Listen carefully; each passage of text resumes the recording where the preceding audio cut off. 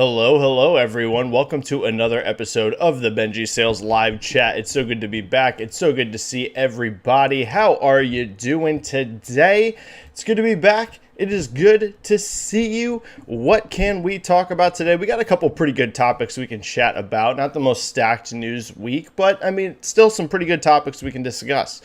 First of all, Microsoft did release their financial report for Q1 of fiscal year 2023. And of course, with that, we've got some information we can dive into in regards to Xbox and some of the results there for hardware and Game Pass and things like that. Today, CD Projekt has announced that they are remaking Witcher 1. They're doing it with another Polish studio called, I believe, Fool's Theory. Let me double check this. Yes, Fool's Theory. So it's a partnership between CD Projekt Red and Fool's Theory. This was previously announced under a code name, and we didn't know what exactly that was. They just said it was something in the Witcher universe. Now we know exactly what it is. It is a remake of the original Witcher. Now, Fool's Theory has veteran Witcher staff there, so that's pretty cool because I wasn't sure. I'm not too familiar with Fool's Theory, to be honest with you. We found out that there is, I'm sure some of you knew this, but I did not. Some of the veteran talent from previous Witcher games are there. They're kind of leading the development on this. It's going to be built on Unreal Engine 5. However, CD Projekt Red did say that CD Projekt has full creative supervision. So in other words, Fool's Theory is developing the game, it sounds like doing most of the actual development work. And CD Projekt Red is kind of above them, kind of giving them, hey, this is creatively what we want. This is the kind of things we want you to do. So it's definitely a heavy partnership between them. Obviously, this is going to be years and years and years away, so don't expect to see this remake anytime soon. But this game, the original, I love Witcher 2, love Witcher 3. If you've never played The Witcher 1, if any game deserves a remake, it is probably this game. Gameplay is not great. It's pretty darn old now. And that was like before CD Projekt really figured out what they wanted the Witcher series to be. So very good news in my opinion. This game is one of the games that really needed to have a remake. Now, in regards to Xbox news, let's get to that really quick because that's probably the biggest sales news that we have. For Xbox, the results are as follows. Overall gaming revenue grew by 4%. Content and services declined 3% due to declines in first and third-party content. I don't think this is surprising at all. This has been a pretty terrible year for AAA game output.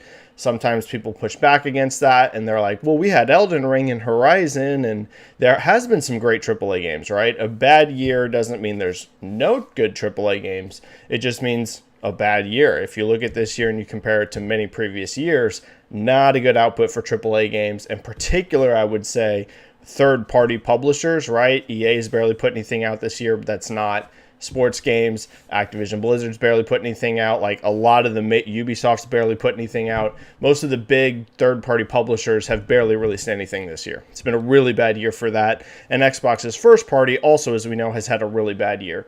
So between those two, not great. The one exception I would say to this is Nintendo. Nintendo's having a fantastic year for releases, and Sony has had a solid one. But third party in particular has been brutal this year for AAA. And Microsoft first party as well. So to see content and services decline, to me, that's not a surprise in any way, shape, or form.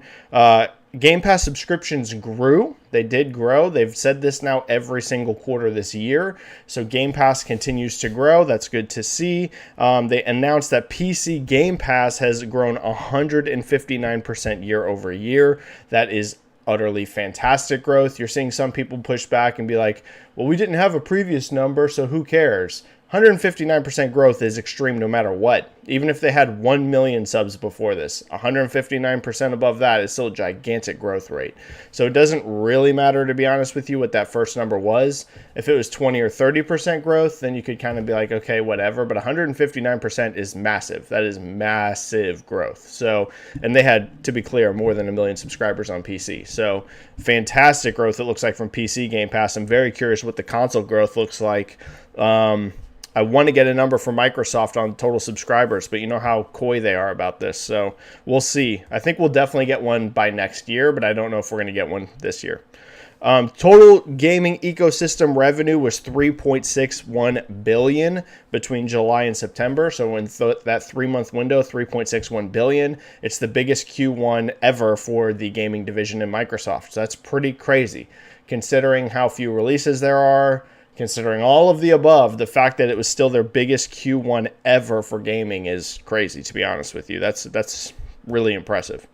And let's see, anything else? Yeah, and then one other thing worth pointing out from the results, there's been all this discussion about Xbox Series S and, is it worth it? And are developers happy making games on it? And should they drop Series S support? Well, here's the reason why you will never see that this generation. Microsoft CEO Satya Nadella said on the earnings call, nearly half of all Xbox Series S owners are new to the Xbox ecosystem. And the reality is devs are just going to have to figure out how to design around it. If it's giving you trouble, I understand, but you're still going to have to figure it out. It's kind of like the Switch situation, right? Where it's like Switch is super underpowered compared to Series X and PS5, but for most games, it's kind of crazy to skip Switch because that massive install base. One thing we are learning between Series S and Switch, not that we've never known this before, but that power is not everything. For the average consumer, it's not only about power. Series S is selling incredibly well for Microsoft, and Switch sold 111 million units and growing, and that's super underpowered. So don't get me wrong, super powerful consoles are awesome. I have a PlayStation 5, I have a Series X, I love them both. But if you're looking at the overall gaming landscape, very clear that consumers, your general gaming audience aren't as obsessed with power as some of us in the hardcore gaming community are. So that's the things to note off of the top. If this is your first time ever as part of my live chat, the way it works, it's a stream, it's a show. It's 100% driven by you, your comments, your questions. You just write them in. And we break down the latest news in the video game industry. There's going to be 2 ways to do that. First of all, of course, there's the free method. You type a question, whatever you want, pops into chat, and I get to as many free questions as I possibly can. If you want to guarantee that I get to your question, the way to do that is going to be a super chat. You just type a donation, whatever you want, gives me the super chat alert, and I get to super chats immediately. Don't feel pressured or obligated to donate in the super chat. It's just a way to help support me in the channel and guarantee that I get to your question. No housekeeping notes off the top. I think we're good to go. Start filling that chat up if you have questions, because we know how this stream usually goes. I usually cannot get to them all. So if you have any questions about the video game industry, drop it in chat right now. Okay, I think we had a couple super chats to kick us off. Benji here with a 5. Thank you so much, Benji. Hi, Benji. Will ambitious remakes such as Resident Evil 4, Silent Hill 2, and The Witcher push Sony to have a less conservative approach? I don't know that I see that their remakes as super conservative. I thought Demon's Souls was a pretty darn impressive remake. And again, a lot of people say that The Last of Us Part 1 remake isn't that great, but as someone that played them both, the jump is astounding. Might not look like it in screenshots, but when you play this game, it is a massive fidelity increase over the first. It's just not even close. Now, in terms of gameplay, they could have evolved it more. I do agree with you on that, Benji. I wish they would have incorporated more of The Last of Us Part 2's mechanics into the Part 1 remake. I definitely agree with you on that. But I don't think Sony views their remakes as super conservative, and I don't think I would go there particularly myself. It really just depends. They haven't really done enough modern ones for us to really get a hard idea on what they're going to do. We've seen them do a bunch of HD ports that they did back whenever they were porting like Jak and Daxter Collection and Uncharted Collection and things like that, and the Uncharted Legacy of Thieves, where they're really just HD ports, but none of those are remakes. The only recent remakes we have to give us context are Demon's Souls and Last of Us. And like I said, I think Demon's Souls is a pretty hardcore remake. I would put that as just as ambitious as really any of these other ones. Last of Us, it's really just about visual improvement, but we'll have to see. If they announce more, like if they do Bloodborne or things like this, we'll have more of a context. But remakes clearly are big business right now. There is a lot of full-on remakes coming down the pipeline. Like you said, we got Resident Evil 4, we got Silent Hill 2, we've got The Witcher, we've got Dead Space, we've got, if it ever comes out, Knights of the Old Republic. Clearly full-on remakes, not just remasters, are in demand. And I think it makes sense. You see this a lot in the movie industry where people go back to movies that are, 20 years old or whatever and remake them. You see a lot of that kind of stuff. Video game industry, now enough time has started to go by. Video games have been around long enough that remakes, they've always been around, but you can kind of do more significant remakes on stuff because some of the stuff's like 20 years old now in some of these games. So, yeah, we'll have to see, but clearly remake is big business right now. Thank you for that super chat. Split End 89, what is up, Split End 89? Thanks for helping mod the channel, bro, and thanks for being a great friend. Saying stay frosty, Benji. You stay frosty as well, Split. You don't ever have to do super chats, man, but I really appreciate it. And Call of Duty right around the corner. I still haven't played the campaign. I have it pre-ordered, but I'm getting it physical, so I did not get early access to the campaign because that's digital. So I will be diving into campaign and multiplayer this weekend, right? Because it comes out Friday, so pretty excited for that. Thank you so much for that super chat, man. Highlander with a 2 super chat and just being really nice, saying, hey, Benji, Split and JCat, hope all is good. Things are pretty good with me. I'm hoping they're good with Split and JCat as well. I think so, and it's great to see you, Highlander. Okay, super chats are cleared. Let's get to your free questions.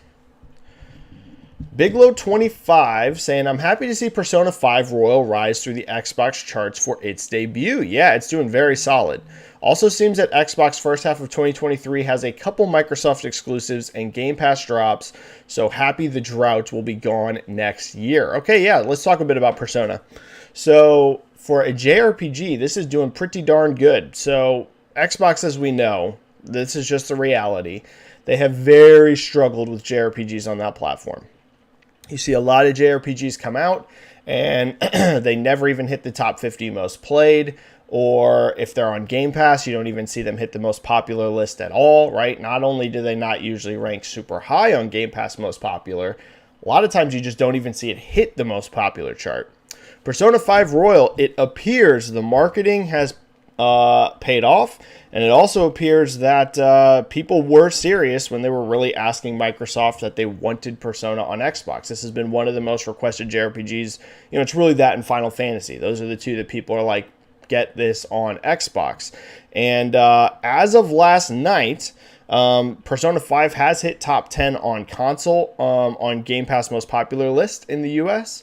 Hit top 10 on PC, and it hit top 10 on cloud. So top 10 on all of them. It's actually number 7 on PC and number 7 on cloud as well. And last I looked, this has actually pushed its way all the way up to number 18 on the overall Xbox most played list, which, to be honest with you, is very impressive. Might not sound like it if you don't pay attention to how JRPGs perform on Xbox, right? You're like, 18, I mean, that's, it's not nothing, but it's not super high. But the reality is usually Xbox has, like I said, a lot of these games don't even hit top 50. It looks like the store is still down. They've been having issues because they're updating the store, so I can't see most played. But last I looked at number 18. And I expect that's going to go a bit higher, to be honest with you. I expect it's going to go a bit higher. I don't know that this is going to hit top 10 overall most played, but considering how much we are seeing it rise daily right now, Biglow, I think Persona 5 is going to go even higher than 18. If it could hit top 15 for overall most played, keep that in mind, guys, not just Game Pass. For overall top 15, I think for JRPG would be pretty darn good, because a lot of the games that would be ahead of it are not single player. If you look at the most popular list, the games people are playing on Xbox, it's a lot of multiplayer, right? Fortnite's going to have one of those spots. Apex is going to have one of those spots. Overwatch is going to have one of those spots. Call of Duty is going to have one of those spots. Destiny, sports games. You see what I'm saying? The top 15 starts to fill up really fast with non-single player games. So if a single player only JRPG can hit top 15, I got to think Microsoft and Atlas would be very happy with that performance. I got to think. Because like I said, if you looked at just single player, it'd be a lot better than top 15, right? It might get into your top 5 most played single player games on the platform. So that'd be pretty good. So hopefully it gets there, but even 18 is a pretty nice result. Now, in terms of the first half of 2023, yeah, next year is going to be a huge turnaround for Xbox first party. I noted off the top, and we all know this, I think Phil Spencer would admit this to you, 2022 was just not a good year for Xbox first party. They barely released anything. We've got Pentiment coming up, which is really nice to see. I think that could be a really cool game, but it's not a big AAA title, right? It's a really small budget. I think this game only costs $20 to buy.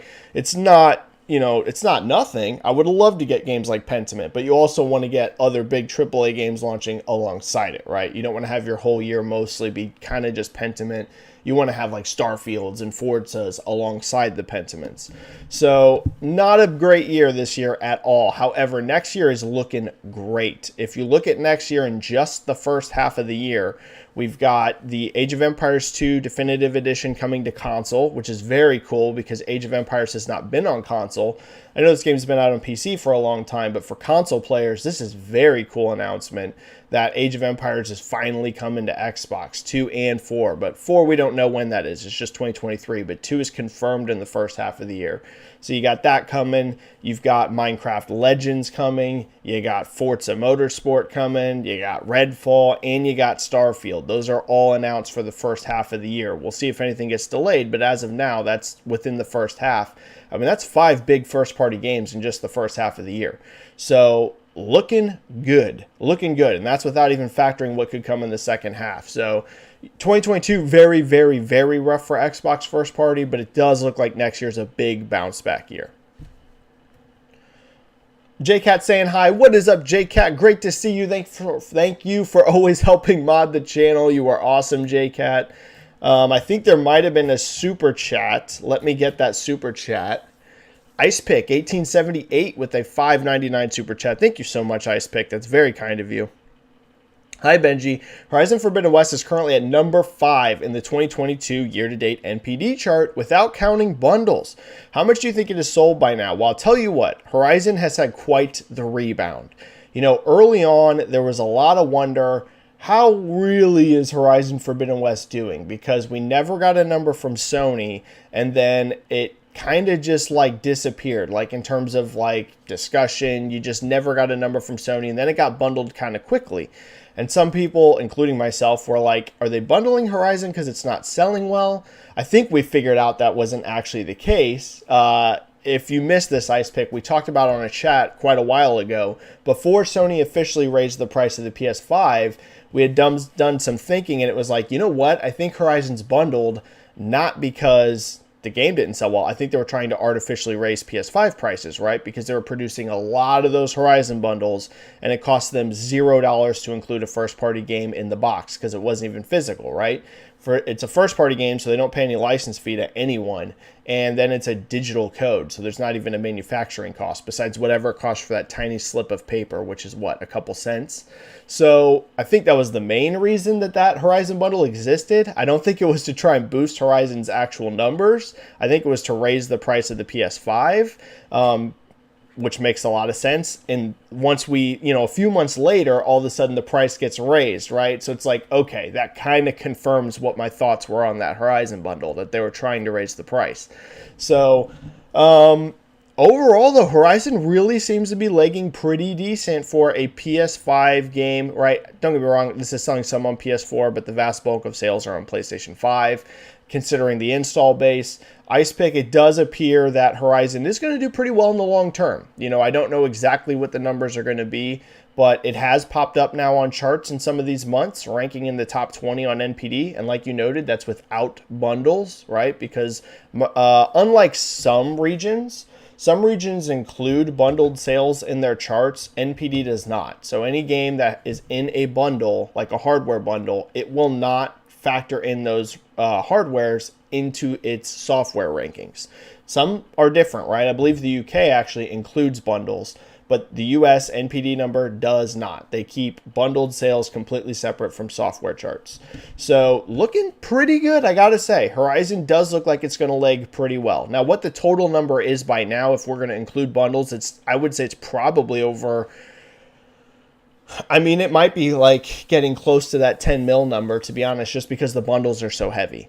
I don't think it would have been 10 million without bundles, if I'm going to be honest with you, this fast, but it was bundled extremely heavy. That's going to be millions of units. Now, I don't know that it's actually at 10, but I think it's probably getting closer to that 10 number, but it was heavily, heavily, heavily bundled, to be clear.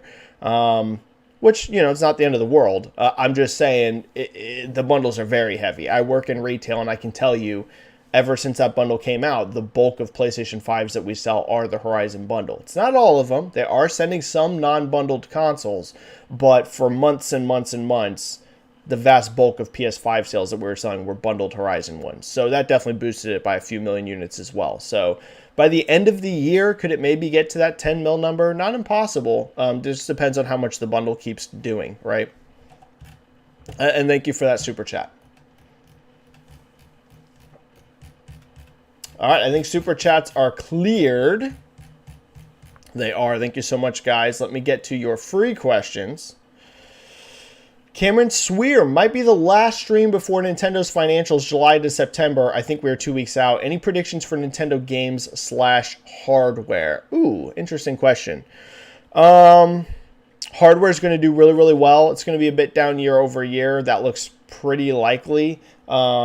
Did amazing in Japan for this quarter, right? Because Splatoon will be included in here, though not for long, right? Because it's to the end of September. And what was Splatoon's launch date? I know it was September as well. I just can't remember the exact release date. September 8th. So it's not even going to be a full month of Splatoon sales. So Splatoon clearly had a hardware impact, especially in Japan. I would say less of a hardware impact in the West. So Cameron, I would say expect Switch to be down a bit year over year, not like catastrophe, huge drop, just a bit down. I think it's going to be a bit down year over year. Splatoon is the one I'm most curious about. In regards to predictions, I want to see what that thing shipped because we already know the Japan numbers are utterly insane, right? I'm very curious, though, how it did in the West. We really don't have a lot of context because digital sales are excluded in the West for like almost all of the markets for Nintendo, right? Whereas in Japan, they're still way more physical heavy than the West is. Now, even in Japan, digital is growing by a lot. Like it really has been the last 3 or 4 years. Digital has really increased there, but it's still a way more physical heavy market than the West. So you can get a bit of better context looking at Nintendo's numbers in Japan for how it's doing. The West, it's like, who knows? We know it ranked number 4 on NPD for its launch month, which is great considering that's physical only. But we don't know what that would be if it had digital, right? Probably even higher. So, Cameron, that's the thing I'm most interested in, how Splatoon did. It's going to be gigantic. So those are my predictions. Switch hardware slightly down year over year, and Splatoon being ginormous, but I'm not sure on a number because I'm not sure how it did in the West. Good, but you know what I mean? That's a huge range. Eddie Brock, hello there, Benji. Why do you think Toys to Life failed and died? Oh, this is a fascinating question. Is there a future for Toys to Life kids games, or is that genre dead forever? I'm referring to Toys to Life death in 2016 by all 3 contributors, Lego, Skylanders, Disney Infinity, etc. So I can tell you why this happened. Now, I worked for GameStop during the peak of this, right? I was a GameStop employee at the time, and I can tell you Skylanders was crazy. Guys, the demand for Skylanders, it's kind of funny because we forget about it now, but as somebody that worked at GameStop, I mean, you would have some parents coming in like every day to see if you got the new Skylanders in because they started to become like rare. People were so ravenous for this game and with their kids that like there were some that became super rare and people were like doing crazy things to try and get a hold of them. Skylanders at its peak was a monster. Now, the reason it died, Eddie, in my opinion, is because of the costs. It's really expensive to get something like this off of the ground, like for the actual publisher. Because not only are you going to have to make the game and hope the game sells well, you also have to make all those toys. And those toys are not cheap. They might be cheap for like an individual one, but once you have something like Skylanders where there's like dozens of characters or even the Lego sets, like that's a lot of plastic and materials that you're having to have make. So you need these games to do really well, right? It's not like a smaller project where it's like, it's just about the game sales and you don't have a ton. Most of your costs are in development. You don't have much cost at all in terms of manufacturing, right? Printing a disc and a case, yeah, there's some cost to it, but it's nothing crazy. these Toys to Life games, it's a little more risky because you need the game itself to sell well, and then you also need people to buy all of these pieces of plastic that you're making. And that's a lot of extra costs to go into the risks, and a lot of risks to go into the costs. So we saw Skylanders do really, really well, but then you saw Lego gamble a lot. You saw Disney Infinity, like you mentioned, gamble a lot. And I think publishers looked at it and it just became too expensive. Too expensive. Consumers, I think, started to get a little flooded because there was multiple Skylanders games in a short period of time, like tons of different characters. Like it became how many? I mean, there was a ton of Skylanders by the end of it. And then you had Disney Infinity thrown at them, and then Lego Dimensions thrown at them. So I think it just became too expensive for both. I think for consumers, they got a little turned off by how much they were having to spend for this. And I think you had publishers scared of the risk involved as well. So that's why it died. I don't know if it'll never come back. You might see like one or two more of these pop up from time to time because Skylanders at its peak was so successful. But yeah, I don't think you'll ever see it come back like how it was at its peak, because I think the crash scared people away from trying it. All right. Let me see. I don't think we had the super chat hit. Nope, we did not.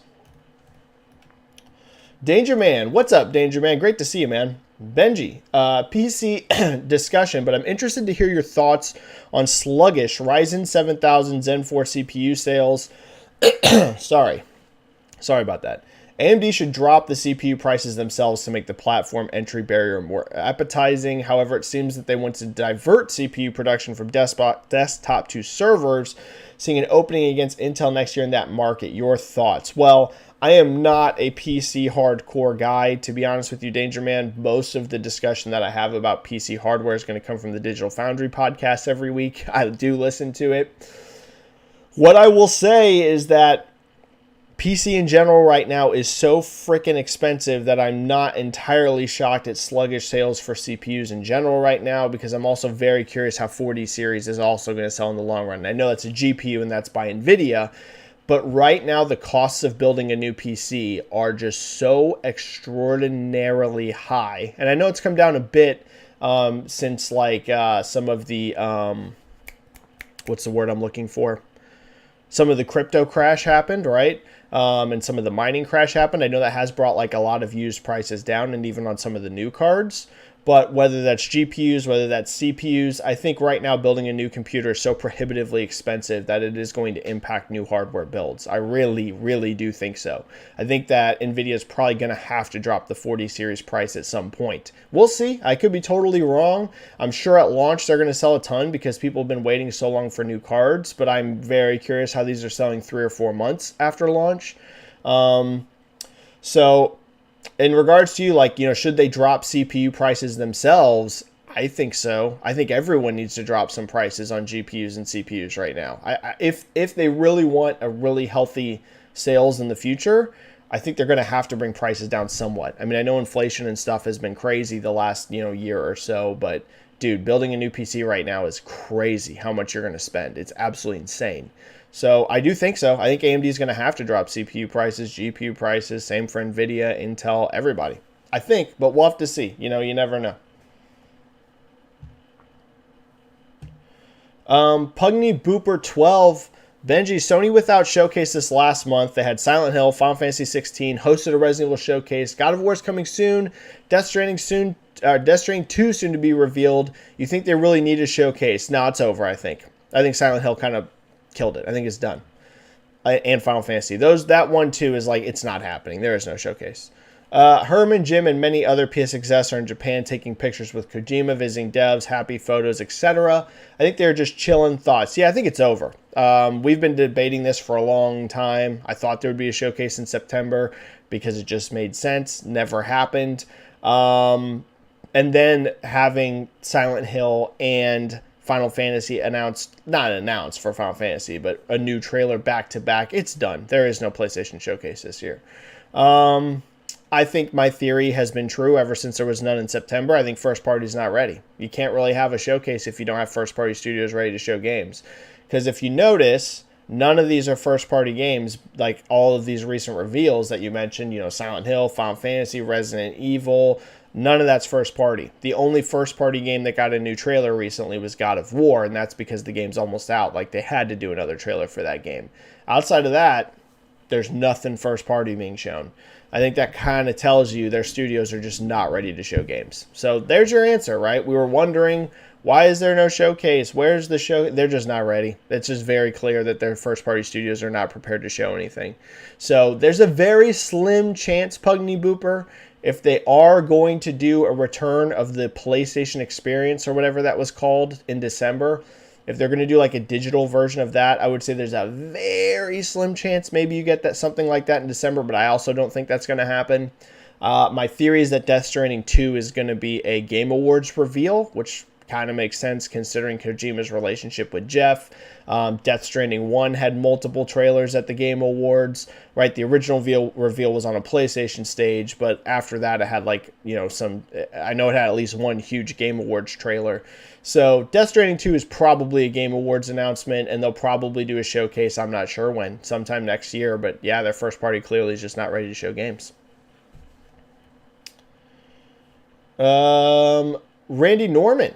Benji, 2023 is going to be crazy for Xbox. How much revenue do you think Xbox will get the first half of the year? How much will content services be up, console sales, Game Pass subs? It's going to be giant. It's going to be giant. That is the reality. Next year is going to be an incredible year for Xbox's financials, and the main way that I know that is the fact they just had their biggest Q1 with nothing on the table. The fact they just had their biggest Q1 ever for gaming, and there's no new releases coming out of Xbox.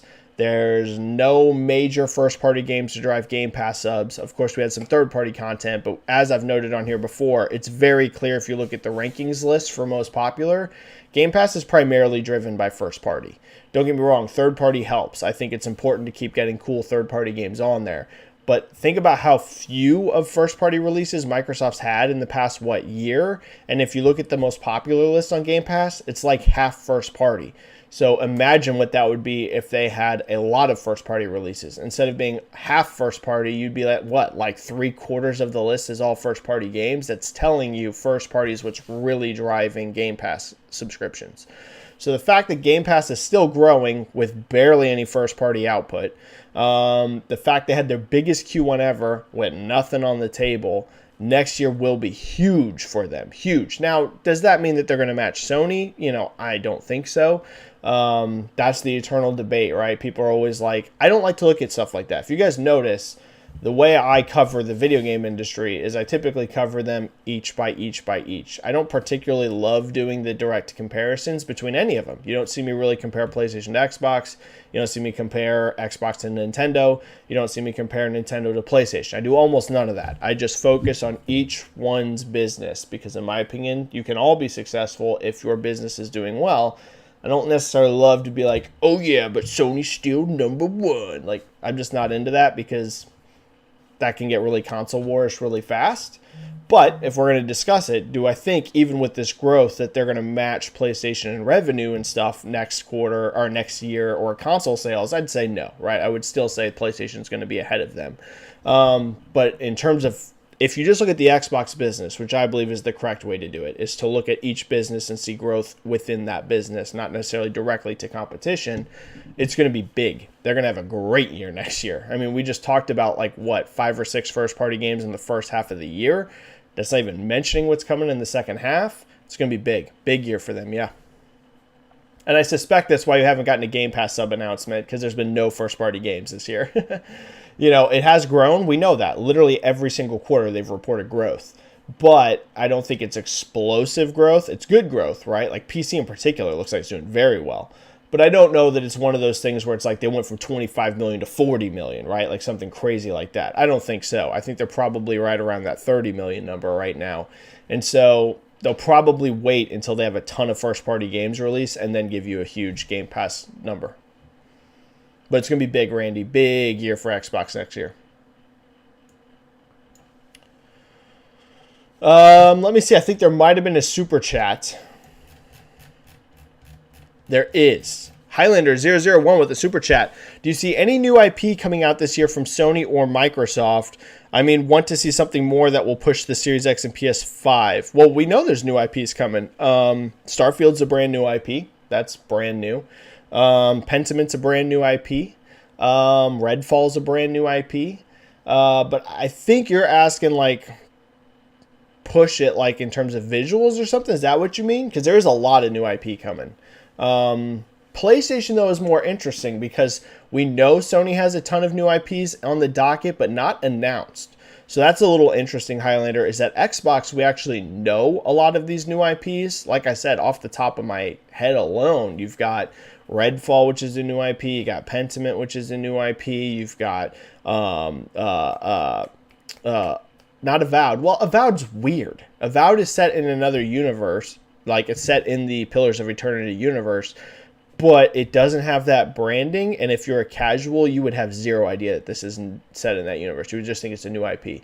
So Avowed is super bizarre. I don't really know if you think about Avowed as a new IP or not. It's strange. Like, that is a legit strange one. It's kind of both. It's going to be marketed essentially as a new IP, but technically it's set in the universe of another series. So very strange. That's a weird one to look at. But, and then we know whether this is officially announced or not, but I can just tell you. I mean, I think it's probably announced. We know that Compulsion's new game is a new IP. We know that Double Fine's working on a new IP. So there's a lot, right? PlayStation, we know there's a lot of new IP in development because they have mentioned it on their earnings. Like, they've given us a breakdown of what's going to be established IP and new IP. But they haven't actually announced many of them. Some of them we know nebulously. Like, we know that Haven is working on a new IP. We know that Santa Monica is working on a new IP, but that's only because job listings, which is funny. Like, Sony hasn't come out with a big PR statement and been like, Sony Santa Monica is making a new IP. But all you have to do is read their job listings, and they're saying, come work like on this new franchise. So clearly Santa Monica's got a new IP coming as well. So there is going to be a lot of new IP coming from both. Microsoft has actually announced more new IP in terms of, like, we know the game. Like, it's not nebulous. Like, we have a title for the game. But Sony clearly has a lot coming too. They just haven't, like I said, their first-party teams aren't quite ready to show a lot of stuff yet. So I think we'll get a lot of new IP here soon, but that's whenever they announce their showcase or whatever. So, yeah, there's some stuff coming. In terms of what's going to push the systems, Starfield's going to sell a lot of Xboxes. There's just no doubt. And yes, I know it's also available on PC, but like I mentioned, PC is super expensive and not everyone likes PC gaming. So Starfield is going to push a lot. Redfall, I don't think as much, right? Redfall, I don't see as a huge system pusher. I think it'll be popular with the Xbox community. Like, I see that doing well on Game Pass. If you look at Game Pass, tons of multiplayer and co-op projects are near the top. So I think that game will do well with the Xbox community, but I don't see many people going out and buying an Xbox for it. And in terms of pushing the systems, like in sales, I think the biggest new IP on the table right now is Starfield. Clearly. I don't even think it's close. I think Starfield's clearly the biggest one. For PlayStation, Wolverine is technically a new IP. I mean, I know it's an established IP, like everyone knows what Wolverine and X-Men is, but in terms of games, it's technically a new franchise for them. There isn't a previous Wolverine game by Sony, so you can kind of count that for them. Even though it's not like a newly created one, still kind of a new IP because it's a new franchise for them. So Wolverine could push a lot of PlayStations, and I would say Starfield for Xbox. Starfield, if it's good, is going to have massive hardware impact. I'm telling you that right now. Listen, guys. Love them or hate them, Bethesda single-player RPGs are giga-massive. Whether it's Fallout 4, whether it's Fallout 3, whether it's Skyrim, whether it's Oblivion, they are freaking huge sellers. So if Starfield is good, we don't know, right? None of us have played Starfield. But if Starfield lives up to that legacy, if it's as beloved as a Skyrim or as beloved as, a Fallout game, that is going to be a massive hardware pusher. But we'll have to see. We just don't know. We haven't played the game yet. But that is potentially ginormous for Xbox. Zombie Plus. PlayStation in 2023, Final Fantasy 16, Spider-Man 2, Faction seem it will be pretty big and free to play according to job listings. Forspoken, MLB The Show, PSVR 2 with more than 3 or more exclusive games. Silent Hill 2 already confirmed. Enter the final stages of development and maybe Horizon Forbidden West expansion. I have to ask, what if Sony don't do another showcase for another 2 months? They really need it. I feel this will be a Nintendo Direct situation. There was a time they didn't do a Nintendo Direct for almost 2 years or something like that, and Switch was selling like hotcakes no matter what. I'm going to say like the same thing I said, I think, a week or two ago. I think you guys should demand showcases. I kind of don't like this idea that suddenly in the PlayStation community where it's like we just accept no showcase. I think you should demand more from your platform holder, but I also don't think you need to be mean to Sony about it. I think it's understandable. I think COVID got all their first-party games behind, and I think that the pandemic caused huge delays, and they just weren't ready to show games.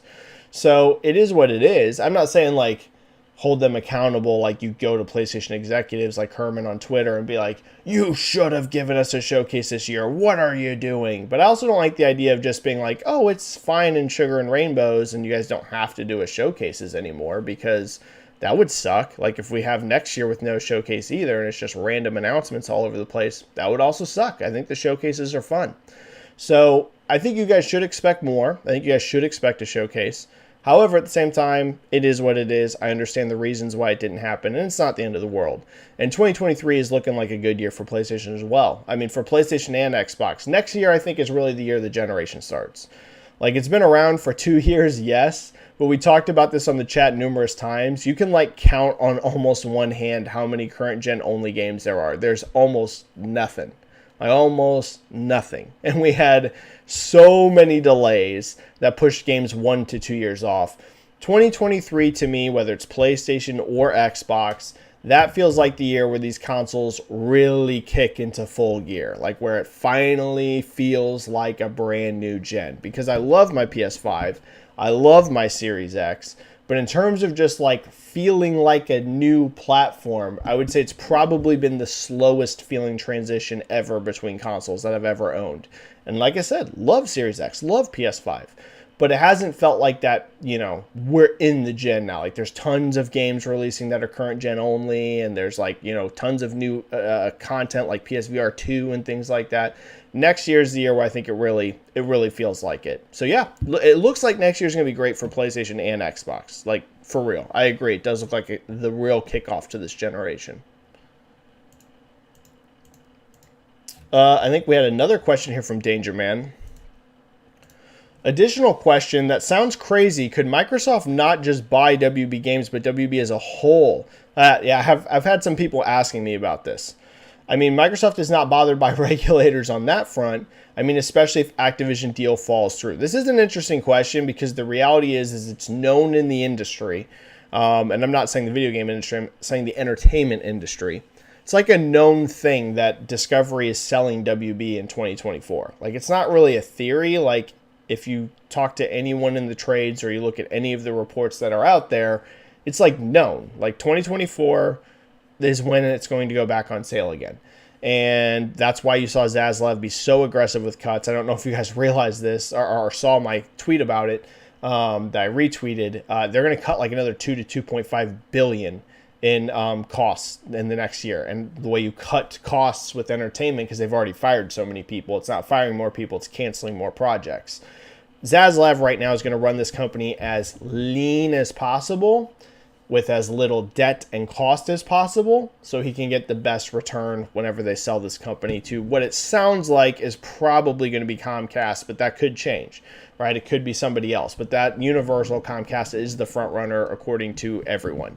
And I saw some people comment on my tweet and be like, well, David already denied that. That means literally nothing.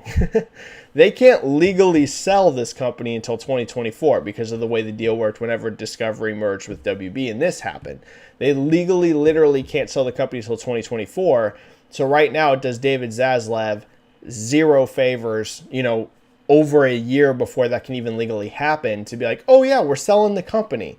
Like, that's just going to crash the stock even more than it already is. And you might be like, wouldn't that raise the stock? It would raise the stock if a purchase was close. But like I said, with it being potentially 2 years away, almost nobody's going to buy into a stock on a 2-year away promise from a buyer that you don't even know it's going to be.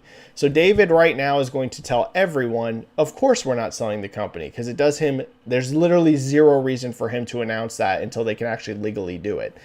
But it's going to happen. Like, they are being sold. I know that they just announced that they have James Gunn now leading DC, and that's awesome. And he's locked in for 4 years. So whoever acquires WB next, they're going to get James Gunn as well. So they're still going to make moves. Like, you have to sell the company, but you still, like I said, can't sell it for almost 2 years. You can't do almost nothing for 2 years. So they're going to make moves. Doing the James Gunn DC thing makes sense. You know, they are going to make some original content still, but they're going to want that to be as lean as possible. They want as little cost, as little debt, as little anything as possible, so it's way easier to sell the company. So that's going to happen. Now, could it be Microsoft? The main reason why I think it wouldn't be Microsoft is Microsoft has no streaming platform for entertainment content. Like, is WB Games going to be like a cool get for somebody if they get all of the IP? Like, if they own WB in general? Yes. But the main people that are going to want WB, if you're buying the whole thing, it's going to be somebody with a streaming service or somebody that makes big movies, right? It's going to be Universal, or it's going to be not Paramount, because it sounds like Paramount might be sold too, but it's going to be like a Disney, which I don't think Disney would be allowed to, but you get what I'm going for. It's going to be somebody like that, somebody that makes a lot of movies, that has a streaming platform. Maybe you see Apple or Amazon do this because they both have streaming services. Amazon has Amazon Prime, Apple has Apple TV. Danger Man, I think it's far more likely that WB goes to somebody like that because it just makes more sense than Microsoft. Now, is it impossible Microsoft buys them? No. I just don't see why Microsoft would buy the whole company because, like I said, they don't make movies and they don't have an entertainment streaming service. So to me, it's a lot of money for something that you'd only really utilize half of it. So I don't think so. I put Microsoft very low on the list, but it's possible. But they are going to somebody. Like, it's being sold 100%. It's just a matter of who at this point. I think there might have been a super chat. There is. There's a couple super chats. Matt Duffy here with the 2 super chat. Thank you so much. Benji, how's your family been doing?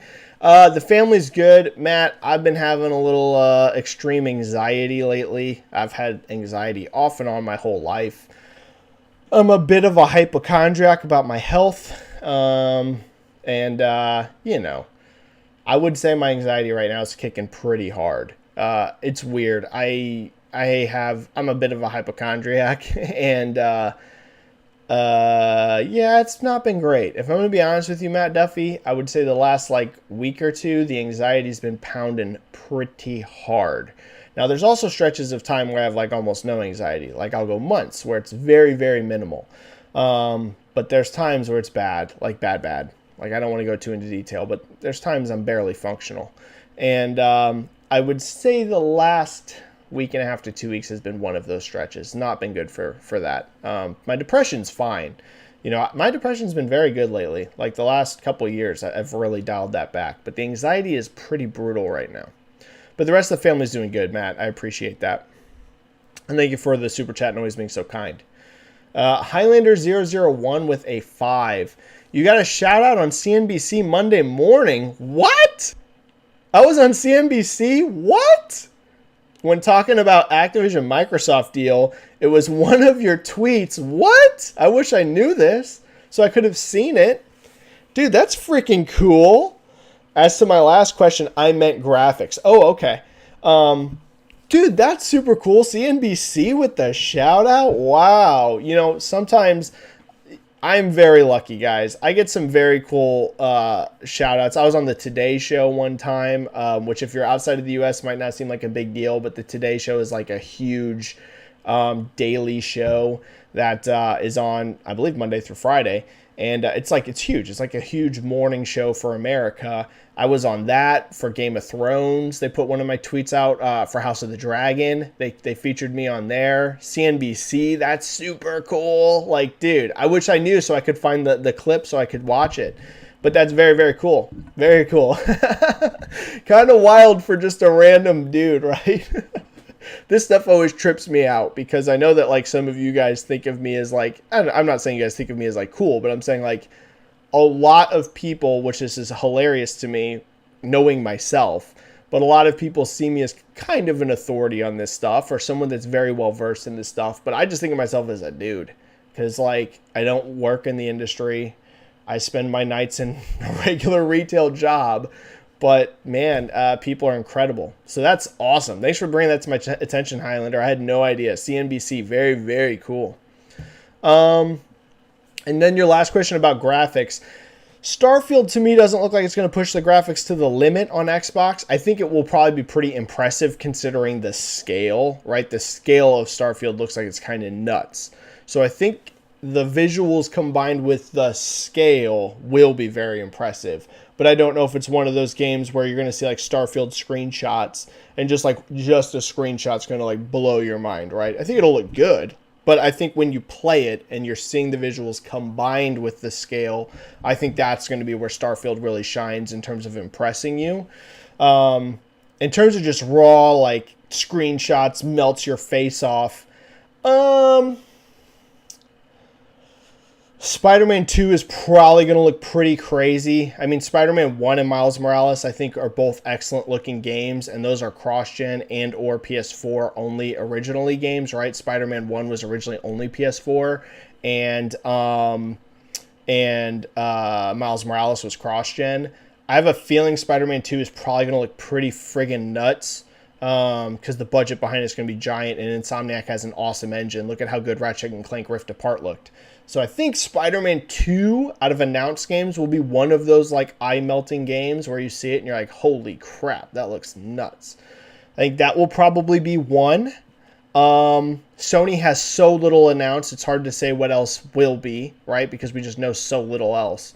Factions I don't think is going to be mind-blowingly eye-melting because it's a multiplayer-only game. It's going to look great, but I mean, you know, it's not single player, it's only multiplayer. So that's going to limit somewhat how far you can go because you have so many other things to factor into your what's pushing the CPU and GPU than just visuals. You got a lot of other stuff you got to deal with when you're an online-only game.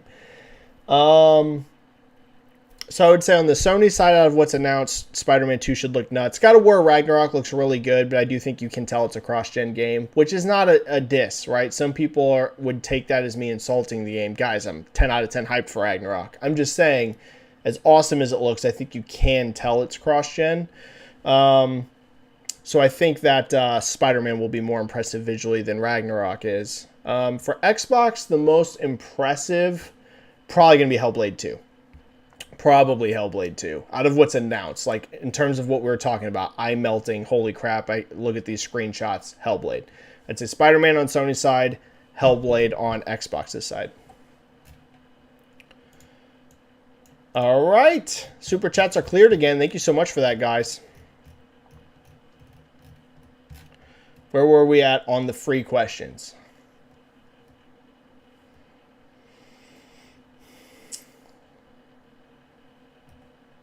Benji here. Benji, any thoughts on the pricing strategy of Sony? $80 games, PS5 price increase, DualSense Edge premium price, etc. Sony positioning itself as a premium brand. Yeah, they are pushing the price tags on stuff. It's a little extreme. You even saw Microsoft note this in their message to the CMA, where they said Sony's using its power as the market leader to push pricing up because they know that they can do it without, you know, taking a hit on install base. And Microsoft was basically saying that not as a way of saying Sony sucks for raising price, because I saw some people take it that way. The only reason Microsoft brought that up, like otherwise there would be no mention of Sony increasing price. The only reason that was brought up by Microsoft to the CMA is because right now Microsoft's trying to prove that Sony is the one in the dominant position, not them. So being able to say, look, Sony can price their games more expensive than we are. Sony can price their console more expensive than we are. Sony can price their controllers more expensive than we are. Like doing all of those things is trying to send the message to the CMA, look, like they have more expensive across the board and they know that they can do it because they're not going to take a market hit price, like an install base hit, because they're so dominant in the industry. And there is a fair point to be made about that. Now, I am of the opinion that it is inevitable that Microsoft raises the price on games. I really think it happens this gen because so many other publishers are already doing it. Now, would I love if they don't? If it stayed $60 and it never went up for even the first-party Microsoft games, dude, I would love it. I am of the opinion, though, that that transition is inevitable. I do agree, Benji, though, that across the board, Sony is really aggressive on their pricing. They definitely are. Like whether it's the Edge, which, like you said, is very expensive, even more expensive than the Xbox version, right? The Elite, the games, the console, they are pushing that price hard. It's a bummer, but I think it's inevitable even for Microsoft. I don't think they're going to ever raise the price of the console on Xbox, but I do think they're going to raise their price of games to match Sony and some of the other publishers probably next year. I think the main reason you haven't seen Microsoft do that is because all of these games have been cross-gen. And I know Sony's doing it even for the cross-gen games, but I think next year, like I said before, I've said this on this chat before, I will not be surprised if Starfield's the first game Microsoft launches at $70. Because they know the demand for it so high. It's a current gen only game, and that's the one they can kind of, it's such a big game that they can stick that $70 price tag on it.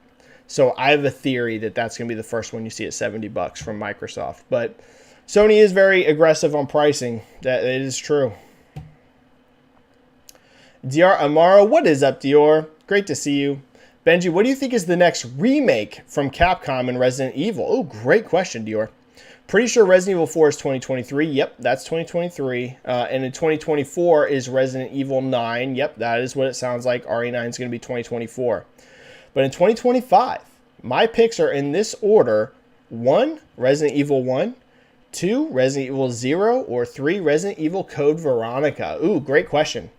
I know they were asked about Code Veronica, and they said there's currently no plans, but they would like to do it. Like, I think it was the director or something on that game said, yeah, I'd remake Code Veronica if Capcom's up for it. This is a great question, Dior, because it's definitely going to happen. These remake games have been way too successful to stop now. Ooh, good question. Great question. 1 seems like it would be the most successful financially, but I don't know if 1 is the one they'll go for, only because it already has a really good, like more modern version of it. Like there was that PS4 and Xbox One release of it that's pretty darn solid. But 0 and Code Veronica, you could do quite a bit with a remake on. I don't think either one of those sell at the level of what Resident Evil 1 would do if it got a full-on remake in the scale of 2 or 4. But those games are like so much more... Like, I think you could just do more on a remake of it. I don't know. Dior, I 100% expect another remake, but this is a great question. What if it's 5? What if it's 5, guys? What if they remade Resident Evil 5? I know it was a 360 game, but what if? What if they did 5? That would be controversial, I feel like. Some people love 5 and some people hate it. I almost wonder, Dior, if they do Resident Evil 5. That would be interesting. Great question, Dior, though. I'm not sure, but I do think another remake happens after 4, yeah. They're too successful. These things are selling millions and millions and millions of copies. There's no reason to stop. Michael Yu, with PS5 taking number 1 in most units sold for August plus September NPD, yeah, PS5's on fire, dude. Do you think this streak will continue into the holidays, November plus December? Nintendo always does well during holidays, and there are a couple aggressive Series S promotions in November. Target is bundling Modern Warfare 2 with Series S purchase at $300. Costco is selling Series S for $240. You know what? I can tell you, PS5 is on fire right now for hardware sales. Like, they are doing great. Great. And October is going to be really good too, guys. I'm telling you that right now. October is going to be another great month for PlayStation 5 sales. Dude, November and December are fascinating.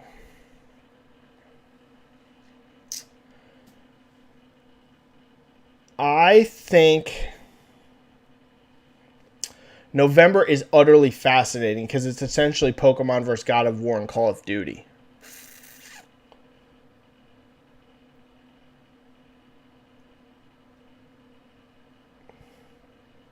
What I will say, and this is going to be considered controversial, but I don't care, I'm going to go with it. If Sony could make enough units, I believe PS5 would outsell Switch in November. I know, it's Pokemon month. Switch players are going to be mad at me for that. I think Switch has such a huge install base now already. And PlayStation 5 has so much room for growth in comparison, and it has the combination of Ragnarok and Modern Warfare 2 dropping, which, yes, I know Modern Warfare 2 is multi-platform, but a lot of people are going to want this on PS5 if they can get a PS5.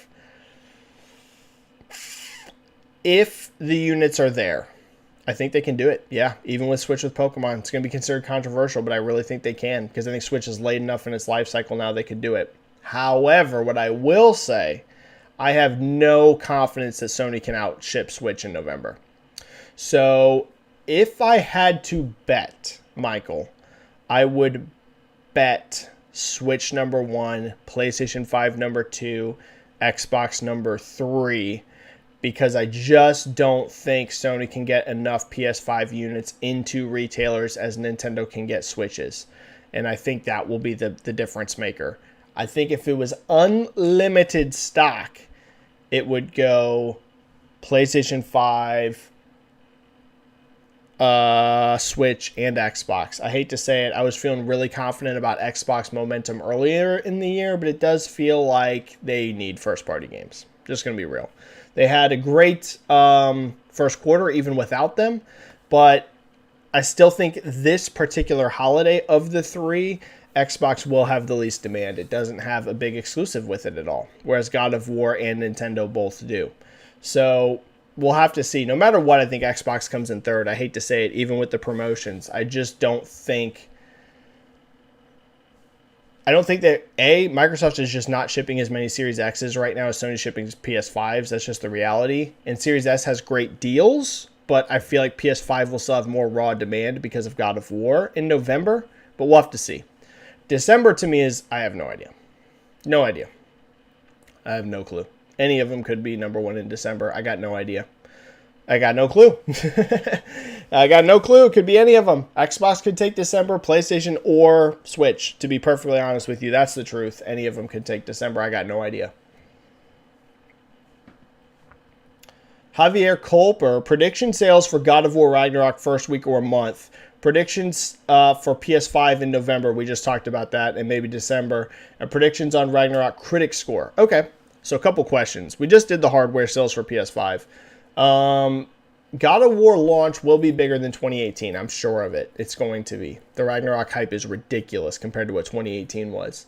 Because people forget, 2018's beloved now, but that game didn't get crazy hype until the reviews hit. Like, people were excited for it. Do not get me wrong. Whenever I say it didn't have crazy hype, that doesn't mean there wasn't mass anticipation of it. I'm saying it was a very excited game for PlayStation fans. But once those reviews hit, that took it to another level. All of a sudden, it was like, wait, this isn't just another God of War game. This is like one of the highest reviewed PlayStation exclusives of all time. That took it to a whole nother level.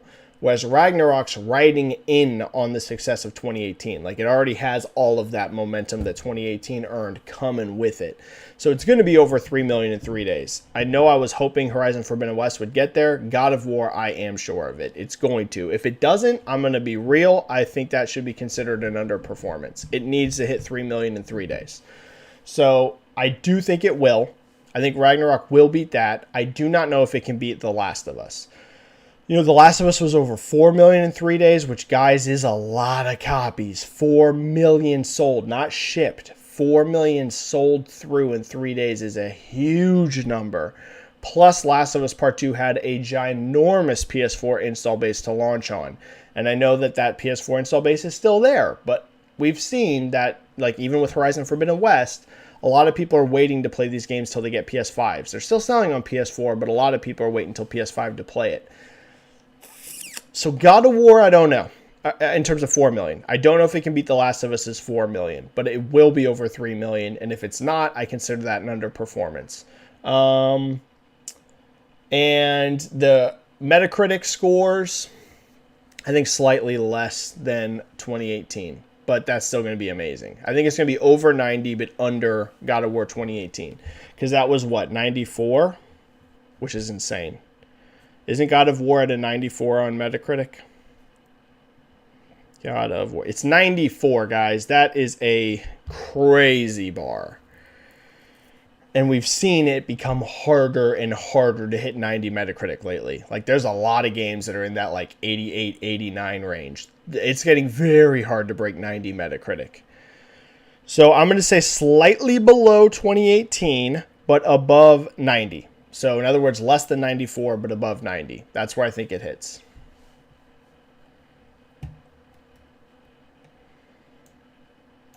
And make sure there's no super chats. There is some super chats.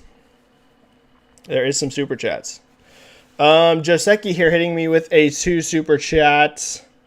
Sunbreak outpacing Iceborne isn't talked about enough. Yeah, Sunbreak is doing great. Isn't it over 4.4 million units now, I think, is what I saw. It could even be higher than that. I'm sorry. I haven't dug into Capcom's financials super heavily yet.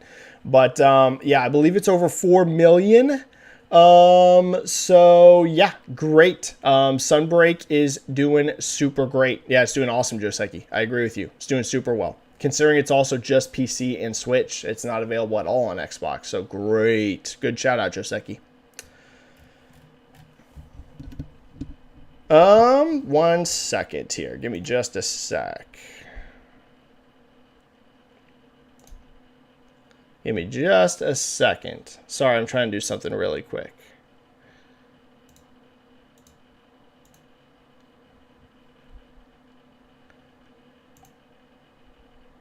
Okay. So I gotta step away for like 2 seconds. Can you guys give me 2 seconds? I'm gonna come right back. There's still a lot of questions here that I want to hit. If you guys bounce out of the chat, that's completely fine. But I will be right back. I have to do something super fast. Okay, so I will be right back. Give me like 2 seconds. I don't have any fancy screen transitions or anything, so you're gonna have to just look at a blank chair for a second. Sorry, I'll be right back. Promise. Give me like 2 seconds, and I'll be right back.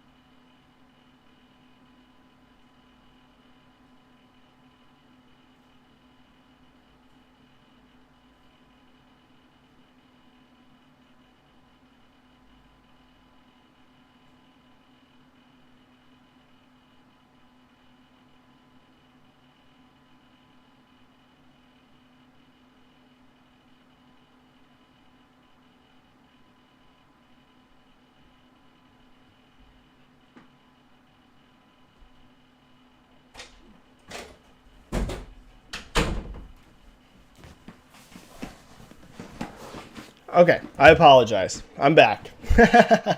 First time I've ever had to leave in the middle of a chat. I'm back. I'm sorry. Let me get to your questions. Sorry. Good thing I had shorts on, right? And I wasn't in my underwear. That could have been bad. Okay. Super chat here from Highlander. Sorry about that, guys. Thoughts on Phil Spencer meeting with the CMA with a new attorney that joined Microsoft? I guess she helped kill the ARM Nvidia deal. So here's what I can say. Give me my brain a second. Amy Hood. Sorry. Amy Hood said yesterday on the Microsoft earnings call. Now, they don't talk about the Activision Blizzard acquisition really because they can't factor it into their financials right now. She did say, however, that it's still on track. So, you know, how much you can take from that, I don't know. But she did say on the earnings call that it is still on track to close by, within this fiscal year. Microsoft definitely still thinks it's going to happen. Now, Phil Spencer going and meeting with the CMA to me makes sense because, like we've been talking about, this has been aggressive, right? This has been the battleground.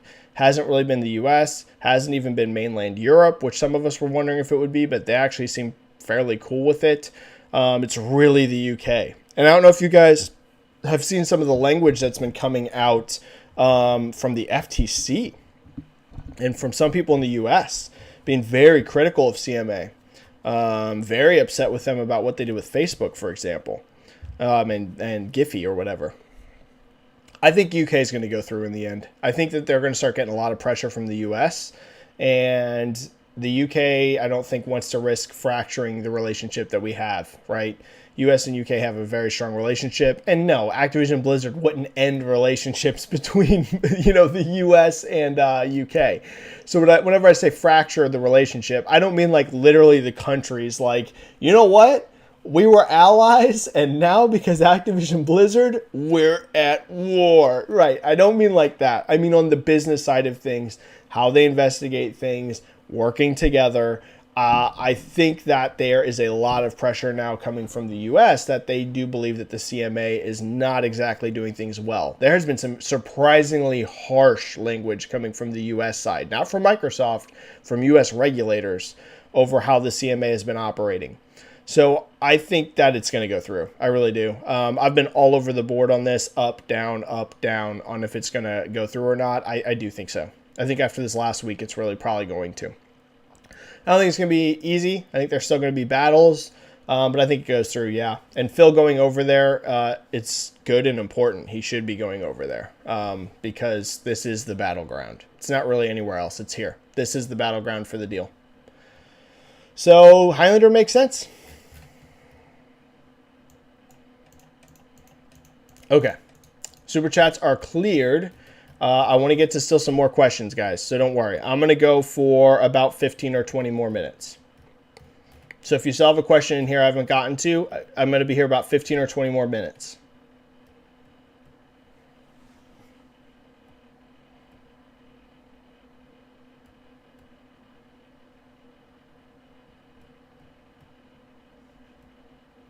Sorry, I'm trying to find where we're at in the free questions. Javier Culper, any predictions for Game of the Year contenders and who could win? What's your 6 Game of the Year contenders? So right now, I think the games that are going to be the front runners at Game Awards, like if we're talking about who's going to get the nominations, right? Who's going to be, because there's like 6 nominees at the Game Awards for Game of the Year. Elden Ring, obvious. There's just no question Elden Ring's nominated. I would say God of War Ragnarok. I mean, I know the game's not even out, but God of War Ragnarok will have to be like a massive, critical failure to not get nominated. Like, that's just the reality. 2018, won, right? That one Game of the Year. If Ragnarok doesn't even get nominated, I think that would be a bit of a catastrophe for Sony and Santa Monica, to be honest. So I know that sounds crazy, but that's like how high the expectations are for Ragnarok. Even if it doesn't win, it should at least be nominated. So I would say Elden Ring and Ragnarok are probably locks. Well, Elden Ring is a lock. There's just zero question. Ragnarok is like a 99% lock that it's going to at least get a nom. After that, things get interesting because this isn't one of those years where you have like 4 or 5 games that you just know, like there's no doubt. Because as I said, I'm going to be real. It's been a weak year. I think that there's a good chance Xenoblade 3 gets a nom, but you never know because Xenoblade Chronicles 3 had great critic reviews. However, we've also seen JRPGs get kind of snubbed at these awards for several things, right? There's lots of categories that we've talked about before where it's like, really? That one didn't get a nomination? But it's not universal, right? Final Fantasy VII Remake got a ton of nominees and wins, I believe. Persona 5 did when it came out. It even got nominated for Game of the Year. So we've seen JRPGs can do it. So I am going to put Xenoblade 3 there because it's one of the highest reviewed games of the year. But you don't know. I would say Xenoblade 3 is a little wavy just because the fact it's a JRPG. Bayonetta is a fantastic question. Bayonetta's had a lot of success at the awards. I just don't know if Bayonetta is going to do it or not. I think there's a very good chance Immortality does, and that's going to kind of sound like a surprise to some people because Immortality is a super indie game, and it didn't get a ton of people playing it from like casuals, but there's a couple things you need to remember for Immortality. First of all, media loved Immortality. They went crazy over Immortality, myself included. I don't consider myself media, but holy crap, it's one of the best games of the year in my opinion. Unbelievably impressive. And I ain't the only one saying that. Media, if you went through Twitter back when that game came out, they were losing their minds over it. It's an indie darling. They like to have one of the indie darlings at least, get a lot of attention at awards. And also the developer is the one that also did Her Story, which won a ton of awards and was nominated for a ton of awards.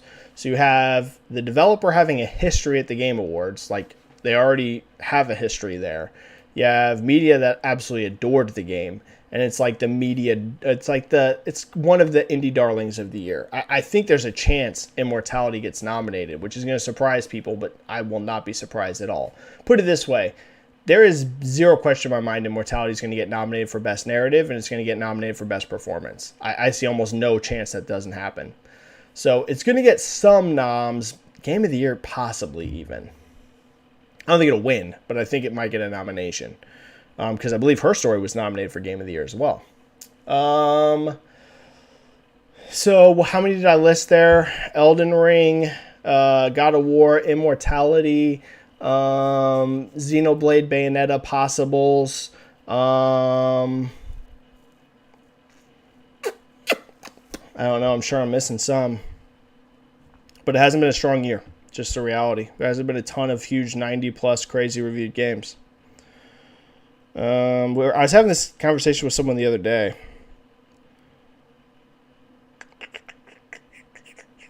Let me see if I listed anything I haven't mentioned here.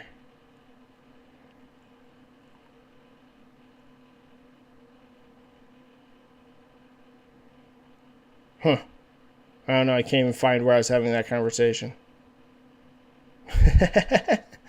So I don't know, man. I don't know. That's some of them. I'm sure I'm missing some, but the only locks to me, like 1,000% locks, are God of War and Elden Ring.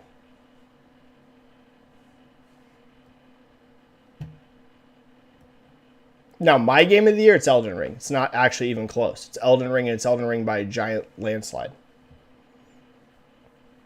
Oh, Horizon Forbidden West. That might get a nomination, too. Horizon Forbidden West might as well. JCat, I wish the YouTube Android app gave you the ability to tag people. It's such a basic feature. The Twitch app has it. Oh, yeah, that is annoying. That is annoying. From JCat. Let me make sure I didn't miss any super chats. I don't think so, but we're coming down towards the end, so I don't want to miss anything.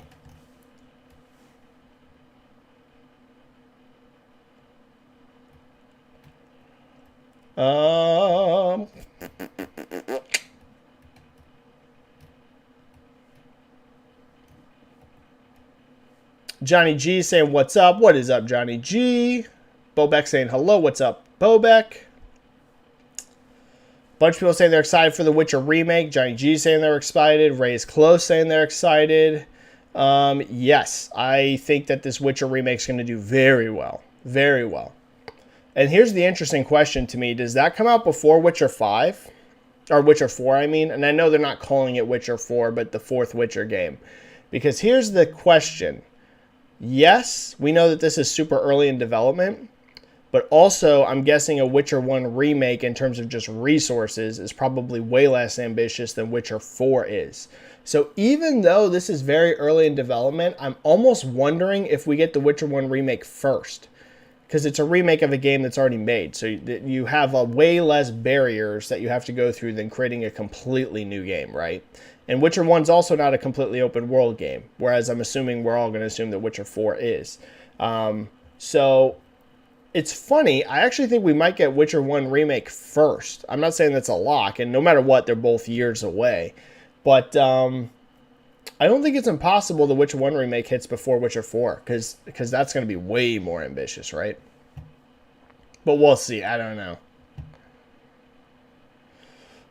Silence PP7, what impact do you think Sefton Hill and Jamie Walker leaving will have on Rocksteady long term and Suicide Squad in the more immediate future? You know, I said this to Split and today, I think. We were talking about this. This is going to be a nuclearly hot take, but I stand by it. I think that Rocksteady making Suicide Squad and not continuing the Arkham series might be looked back at as one of the worst decisions a individual studio's ever made. I think it might. I think that in retrospect, we might look back and say That was one of the single worst decisions a studio has ever made. And there's a couple reasons for that. No, I don't think it's a mistake to make something besides a Batman Arkham game. I totally understand Rocksteady being like, hey, we've already made 3 Batman games and we want to make something different. Like, they made, Arkham, and then Arkham City, and then Knight. Yeah, there was a 4th one, but they didn't make it. So I understand that thought process. I understand them being like, dude, we've made 3 Batman games. The way Arkham Knight ends kind of wraps that story up, though if you've gotten the true ending, there's a little tease there, but I can understand it. I can understand the thought process. However, here's the problem. Rocksteady essentially completely killed a massively successful IP so they could spend 8 years making a Suicide Squad game. Guys, I'm going to tell you that I can promise you everyone involved in the financial side of WB Games is like, what the F happened here? I can promise you that. Rocksteady was a massive moneymaker for WB. Arkham Asylum did very good. Then you had City be a ginormous hit, and even Knight was a ginormous hit, even with some of the launch problems. Then, not only did you not get another Batman game to continue the massively successful trajectory Batman's on, you're also going to spend 8 years before you get another game out. Guys, I don't think you understand. Suicide Squad, to justify what has happened here, doesn't just need to be successful. It needs to be giga, ultra, extreme, massive, combo successful. This needs to be like a 20 million selling game to justify what's happened here.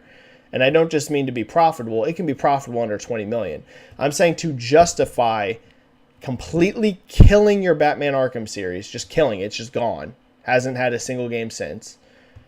Completely killing an IP like that, which is, that alone is kind of crazy that they just killed the Batman Arkham IP. And then not getting a game not 3 years later, not getting a game not 4 years later, not getting a game not 5 years later, 6 years later, 7 years later, 8 years later. Arkham Knight was 2015, and this game is going to be 2023. I mean, am I shocked that people like the founders are leaving Rocksteady? I am not shocked at all about this. So, we'll have to see. But it's crazy. It's crazy. I think that what they really should have done is they should have made another Batman game and started developing another game in pre-production, like alongside of it. That would have been what I think they should do. All right. But we'll see, man. I'm not surprised, Silence. In other words, if you get the tone I'm going for, I'm not surprised. Not surprised. I'm sure that everyone at Rocksteady is under a lot of stress. Okay, Benji here with a 5 super chat. Hi, Benji. What is the likelihood of Helena Taylor, and I'm sure I'm pronouncing her name wrong, working again in the industry after the Bayonetta 3 Fallout? Ooh. Benji, I'm going to say not great. Has VA legitimate salary debate gone? No. The only positive I can say out of this, and guys, really quick before I do this, to go back to my Suicide Squad take, I want that game to be successful, to be honest with you. I hope it's a smashing hit. I'm only looking at this from the business side of things. And I'm looking at it and I'm like, that's crazy. That is crazy that happened.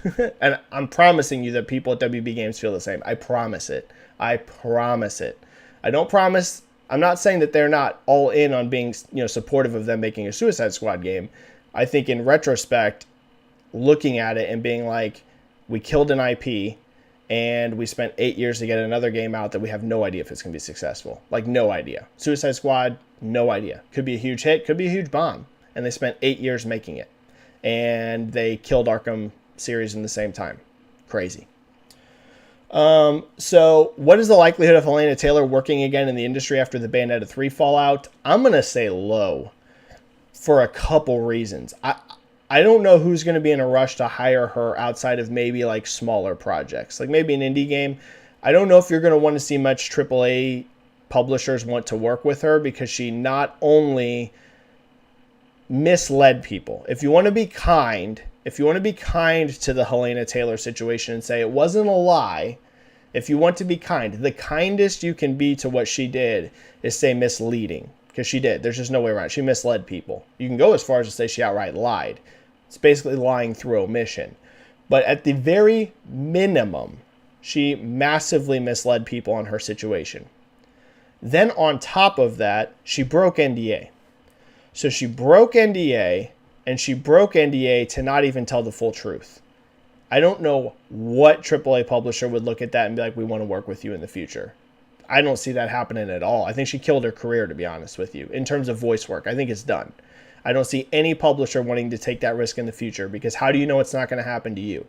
Right? If I'm EA or I'm Activision, how do I know that the same thing is not going to happen? How do I know that I'm going to make her an offer and then she's not going to break the NDA and tell everyone what I offered her, and then also potentially mislead people, bringing bad PR to me? Like, Platinum took a ton of flack over this, and they didn't even do what she claimed that they were doing. So I think her career is done in terms of video games. I think she does like stage play stuff. I'm not sure. That career, probably fine, but I think her voice actor in the video game industry is over.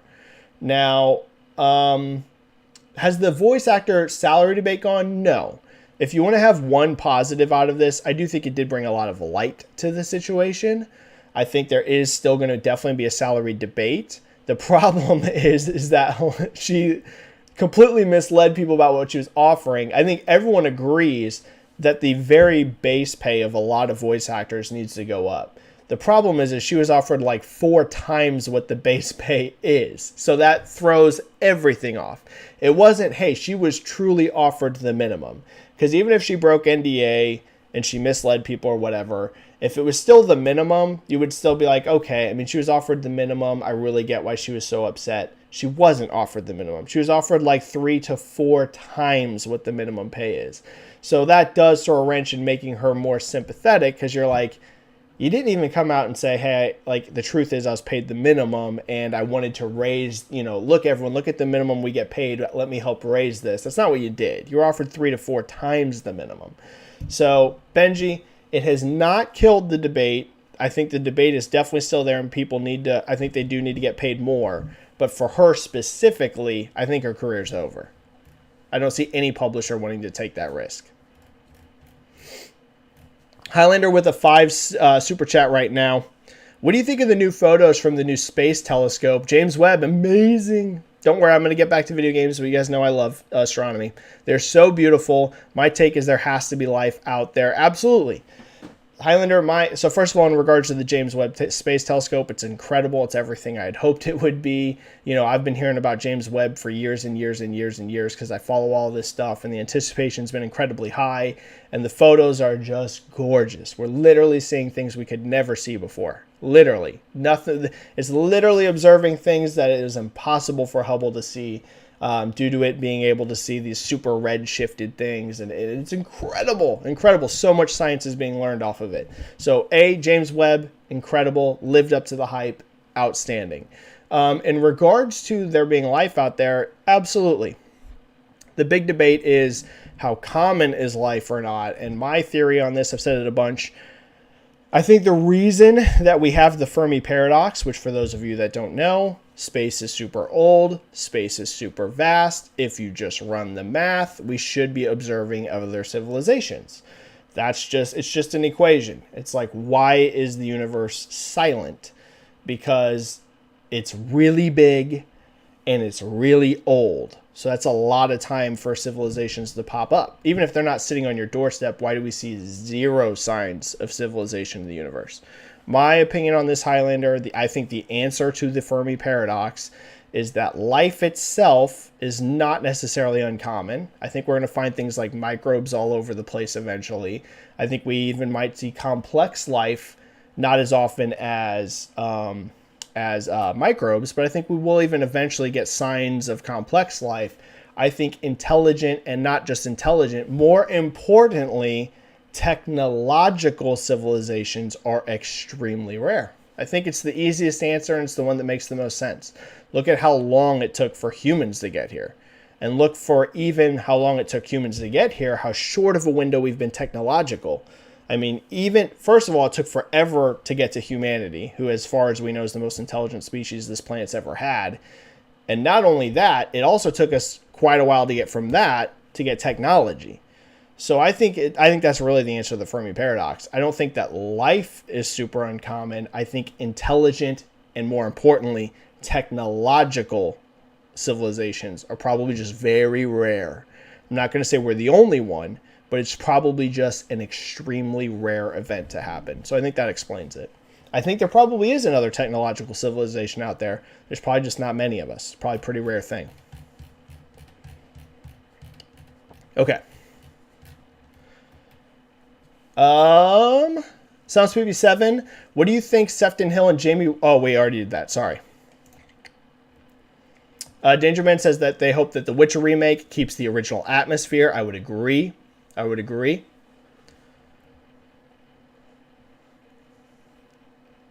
Oh, Fisher's Net says Phil is talking to Wall Street Journal right now. I can't watch it. I will definitely catch up on it, though.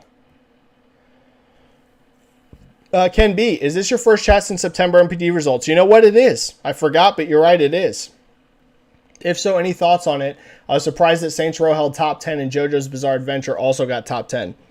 I would say, yeah, both of those are pretty surprising.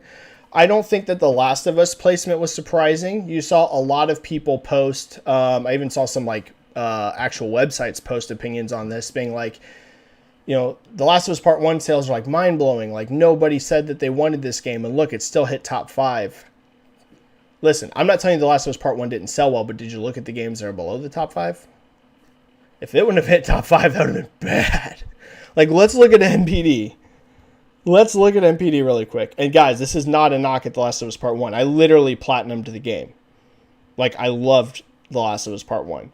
But the idea that it was shocking it was top 5 is like, no. That shouldn't be surprising at all if you look at the games that are below it. If it wouldn't have, that would have been real bad. Real bad. Like, let's look. Here is your top.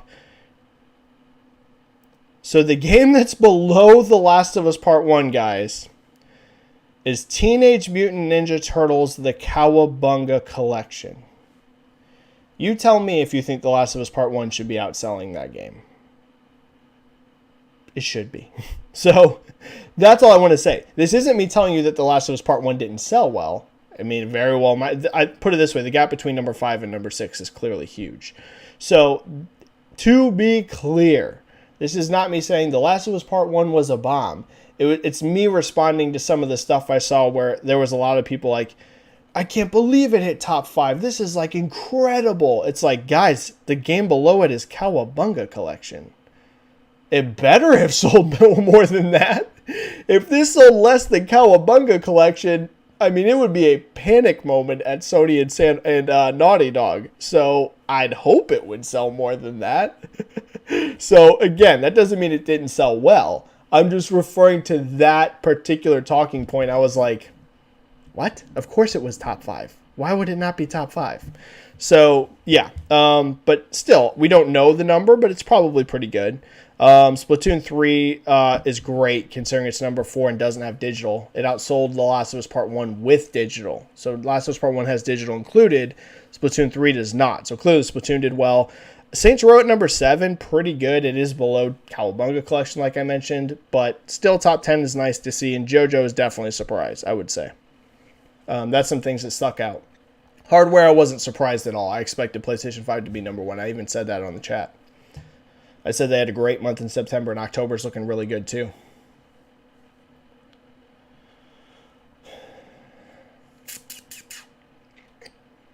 Timmer says, no question or super chat says saving money for the winter season. Timmer, save your money. Save your money. I always say, do not give me a super chat, guys, unless you feel like you are like completely financially fine to give it. Never. That's why I literally say at the beginning of the chat, word for word, don't feel pressured. Don't feel obligated to donate in chat. If you guys see some people popping super chats off and you're like, man, I should do it too, don't feel pressured at all. Literally only do a super chat if you feel it is completely comfortable for you financially to do that and you want to do it. Otherwise, do not. Timmer, dude, you don't have to give me a super chat for 6 months if you don't want to, Timmer. But thank you. It's very kind of you. Save your money.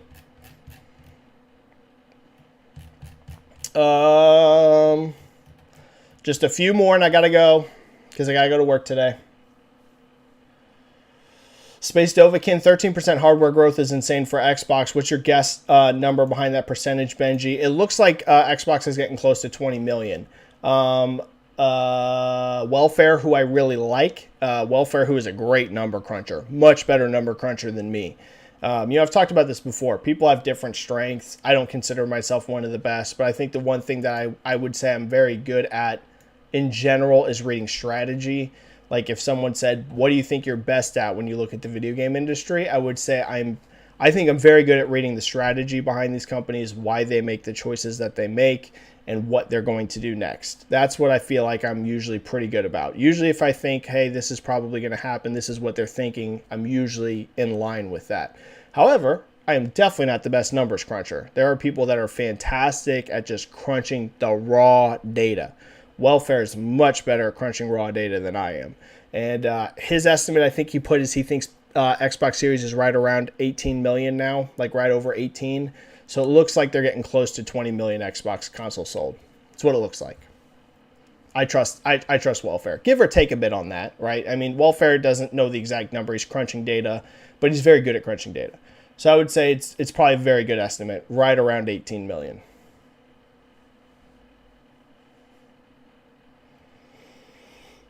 JCat saying, don't forget to hit that like button. I do appreciate if you hit the like. It helps the algorithm.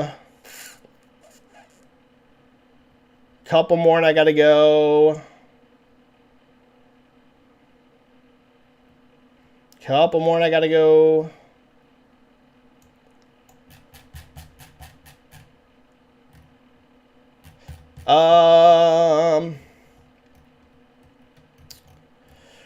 Race close. How are the gains coming along, Benji? They're doing well. I lost a lot of time. That was the problem. Back when I had COVID at the end of July, I got long COVID from it.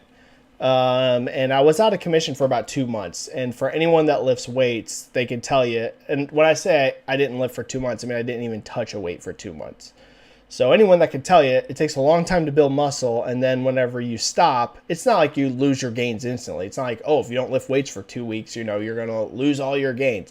But if you don't lift at all for 2 months, I mean, it's going to impact you. It really is. There's just no way around it.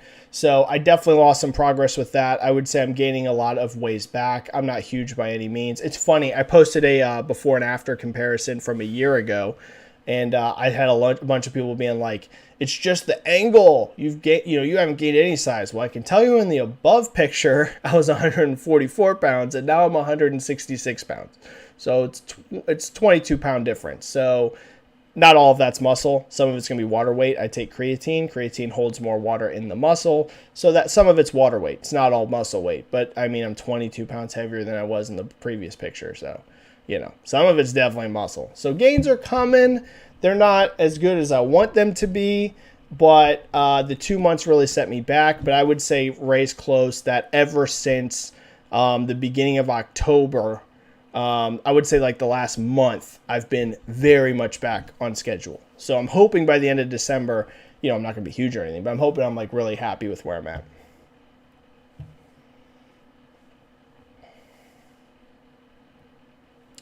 Splithead, what do you think of the CD Projekt Red rumors that Sony is sniffing around? In any case, one wouldn't be surprised if people are checking in on them, announcing a bunch of stuff ups your value too. Well, I can tell you that one of the people that's posting this, and I'm not trying to be mean, guys. I never take shots at people, ever. You guys never see me do that, ever. I just literally don't do it. I want to say my words carefully here because I don't want to be insulting to anyone. One of the accounts I know that's tweeting this is not a reliable account. This does not mean anything rude to that person, okay? Listen, you do you. I'm not trying to say anything bad about you. I'm just saying it's not a reliable account at all. And do I think there's potential do I believe a rumor that Sony has asked CD Projekt Red about an acquisition? Yes, because I believe Microsoft has as well. And I believe that maybe Activision did at one point as well. And I believe, like, here's the thing you learn very quickly. Everyone in the industry is talking to everyone about buying them all the time. All the time. Platform holders aren't really talking to each other about buying each other, but in terms of like publishers and devs, it's a constant conversation. We've heard now like 3 or 4 times Microsoft talked to EA about acquisition, and it's not false. Like, they did. They talked to EA about acquiring them multiple times. Like, there's always these conversations going around. So I think that there is a very high likelihood that Sony just asked, because what's it going to hurt to ask, CD Projekt Red, hey, what would it cost? What would you guys want for us to buy you? Like, what's the conversation? What kind of thing would interest you guys on a deal? I'm sure that's happened. I'm sure Microsoft has said the exact same thing to them. I'm sure of it. Now, do I think it's actually going to go through, or like this is like serious conversations and not just exploratory? I have 2 minds of it. First of all, I don't know that CD Projekt wants to sell at all. I don't really get that vibe from them. You never know. Same could be said of other developers in the past. I just don't know if I get the vibe they want to sell. They would also be very expensive. But, you know, Sony would be potentially willing to spend it, but they would be very, very expensive. Not cheap at all. And on the other hand, though, I could see Sony wanting them because Microsoft has become so heavy in Western RPGs now. They own Obsidian, they own In Exile, they have Playground making a Fable game, they own Bethesda. Like, Microsoft has a lot of big players in Western RPGs now, and Sony does not. So on the other hand, I can see it being very attractive for Sony, being like, hey, here can be our answer for the whole Western RPG problem that we're going to be facing with Xbox in the future, where they have a lot of them. So I could see this being attractive to Sony. If I had to bet, though, I bet it doesn't happen. But you never know. I'm going to leave in 4 minutes. Wait. Yeah, I'm taking like 2 questions. I gotta go. I've pushed this to the limit, guys. Holy cow. I've been streaming for an hour and 40 minutes. I lost track of time. All right, like 2 questions. I gotta go. Sorry, I pushed this way too late. Oh, this is super easy, Jade. Jade, I have a very easy answer for you. If the Xbox Game Pass subscribers grew and they don't have any other reasons for substantial operational income increase or any losses, why can they only attribute a 4% increase to overall gaming? Oh, Jade, this is a very easy answer. It's because third-party and first-party software releases. There's just nothing. So here's the thing. Even if, let's say that Game Pass growth grew their gaming revenue by like, let's say that Game Pass itself, the revenue it generates compared to this same quarter last year, let's just say they had a 20% growth on that, right? This is a random guess, guys. It could literally be any number. But Jade, let's say it was 20%. Let's say Game Pass itself now generates 20% more revenue than it did at this exact same time last year. I got literally no idea if that's true or not. But it's just a number. Whatever. This number could be anything.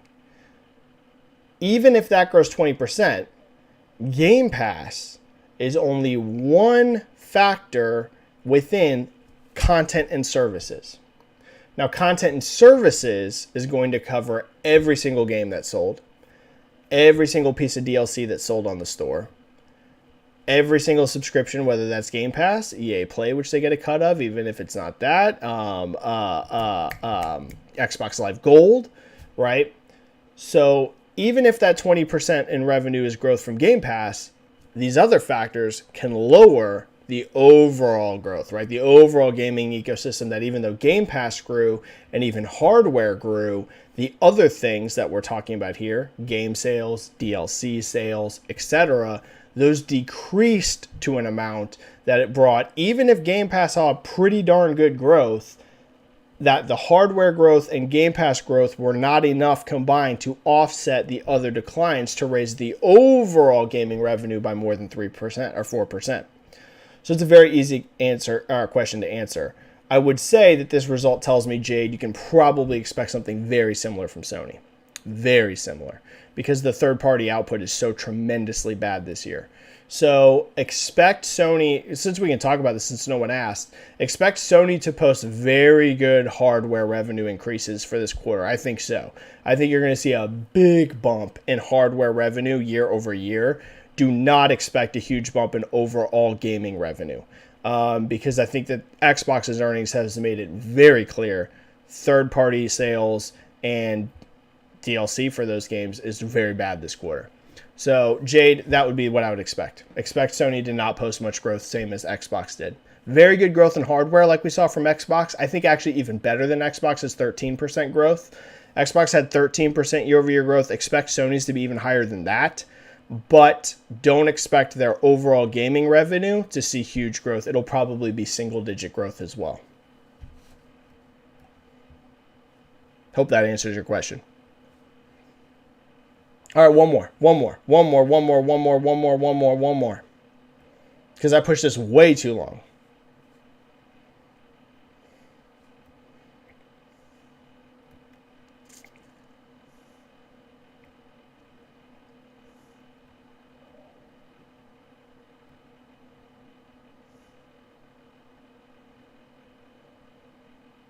Error 1 with a nice comment. You have the knowledge and respect of working in the industry. Well, I appreciate that. Not everyone thinks that.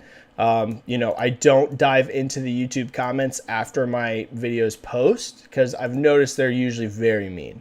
Not always, so I apologize. If you guys watch my videos later and you're leaving nice comments, I very much appreciate it.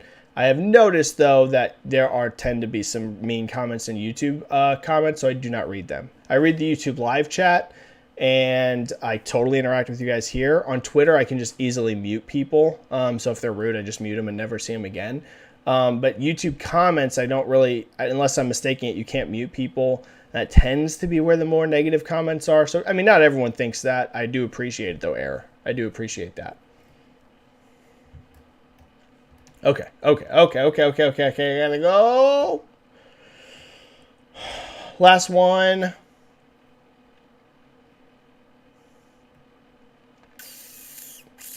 Man, a lot of nice comments. Barden Bamer here, very nice. Love you, man. Your presence is a blessing. I incredibly appreciate that, Barden. Like, a lot. Oh, okay. Here's a big one we can end it on.